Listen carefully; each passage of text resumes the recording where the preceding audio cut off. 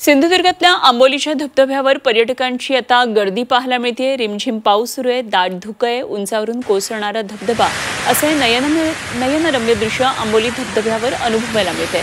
त्यामुळे हे आकर्षक दृश्य पाहण्यासाठी पर्यटक गर्दी करतात। आणि या ठिकाणून आढावा घेतला आमचे प्रतिनिधी उमेश परब यांनी।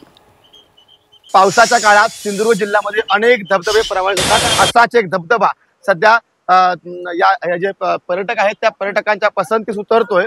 आणि आता आपण आहोत महाराष्ट्राची चेरापुंजी अशी ओळख असलेल्या आंबोली या ठिकाणी आहोत। अगदी उंचावरून कोसळणारा धबधबा आपण या दृश्यामध्ये बघतोय।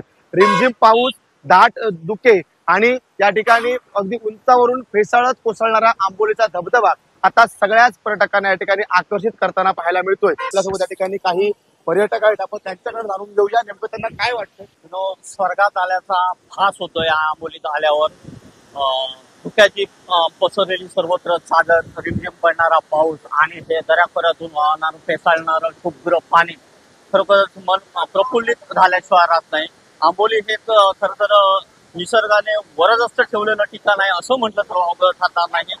महाराष्ट्राच्या कानाकोपऱ्यातून म्हणूनच लोक इथे येत असतात आणि विकेंडला तर इथे भरपूर गर्दी असते। पण आता आपण पाहू शकतो विकेंडही नाही तर तेवढ्या मोठ्या संख्येने पर्यटक या धबधब्याचा आस्वाद घेत आहेत। त्यामुळे मला तर असं वाटतं की वर्षा पर्यटनासाठी डेस्टिनेशन शोधणाऱ्या लोकांनी आंबोलीत यायलाच हवं।